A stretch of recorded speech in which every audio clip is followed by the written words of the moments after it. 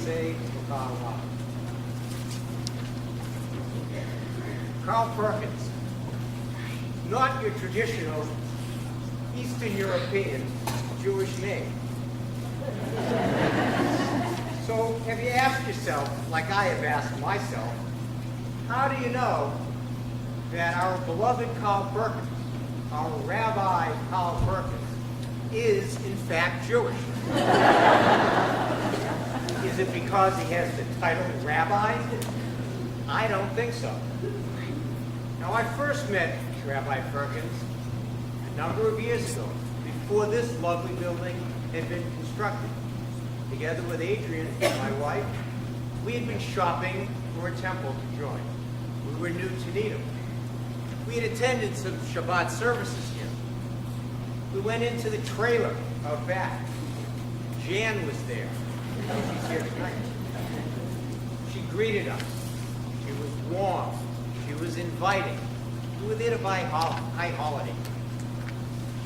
She pointed to the corner of that little trailer and said, "That's Rabbi Perkins." He was seated at his desk, papers all over the place, wearing a white shirt, and very serious. He looked up, nodded shalom. And Jan explained he's preparing his Shabbat sermon. Well, we did become members here at Temple Aliyah. We've attended many Shabbat services and holiday services and high holiday services. Rabbi Perkins was always present here in the synagogue, the spiritual leader of our congregation, leading us in devotion and prayer and worship. You know, he reads Hebrew very well. He speaks Hebrew very well. And he can read from the Torah. But that doesn't prove that he's Jewish.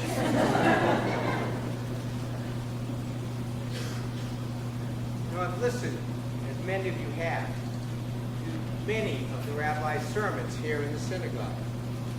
The rabbi is a learned man, a gifted speaker. He can take that weekly parsha, the Torah portion, and integrate the teachings of the Talmudic scholars from centuries ago, like Reb Shmuel ben Yitzchak of Smogonsky. He can tie it in with the current political and social themes.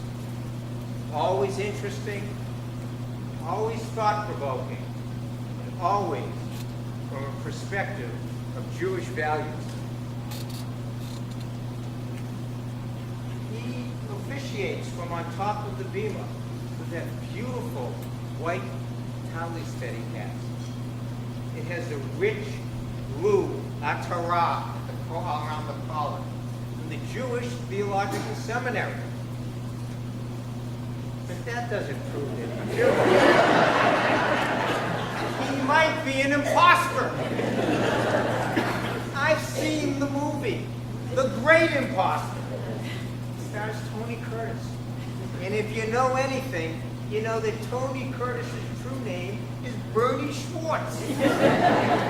There's no doubt Bernie Schwartz is Jewish.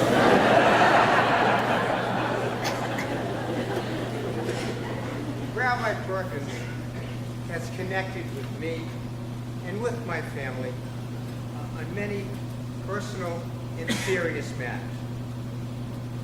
Our son Zachary was completing his religious studies here, and he came home one night and he announced, "I would like to continue on at Crow's Door High School."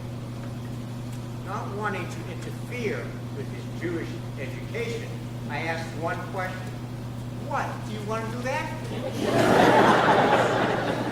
He answered, because he heard that Rabbi Perkins was going to teach one of the courses. And he found the rabbi to be a very interesting teacher. And he thought he was kind of funny as well. We have experienced and dealt with Rabbi Perkins on many serious matters also. had the benefit of his pastoral guidance. He was very supportive when we made the decision that each of our children would be bar mitzvah in Israel, atop Masada.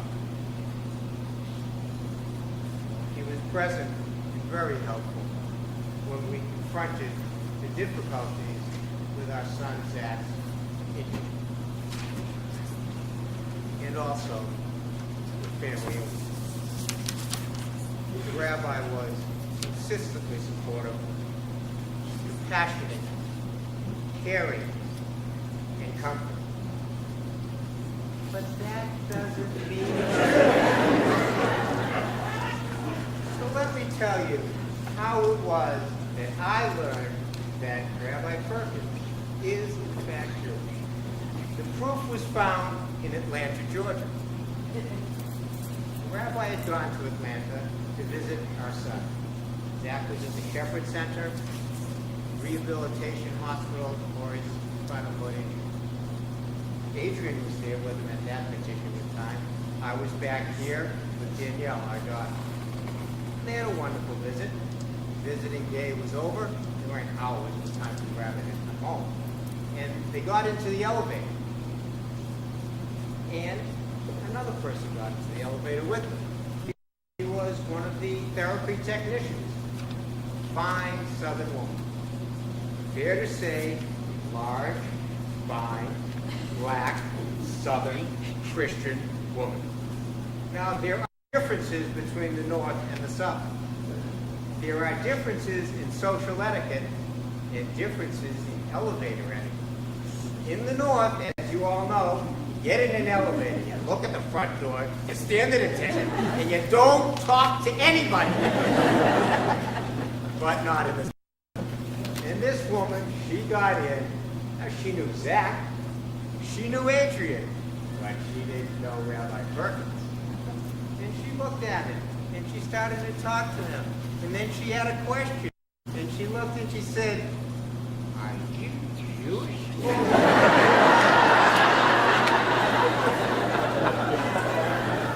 As Zach has related it to me, there was a silence in the elevator.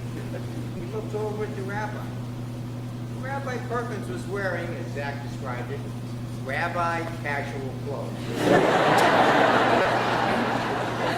Soft black shoes, dark trousers, plaid sport shirt, little necktie, sport jacket. Keep up, right in there.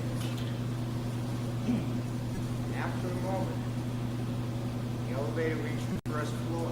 The doors opened.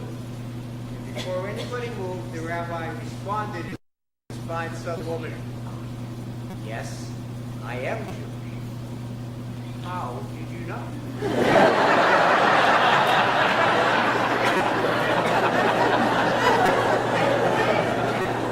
And she looked at him and she said, "I know. It was your beard." That's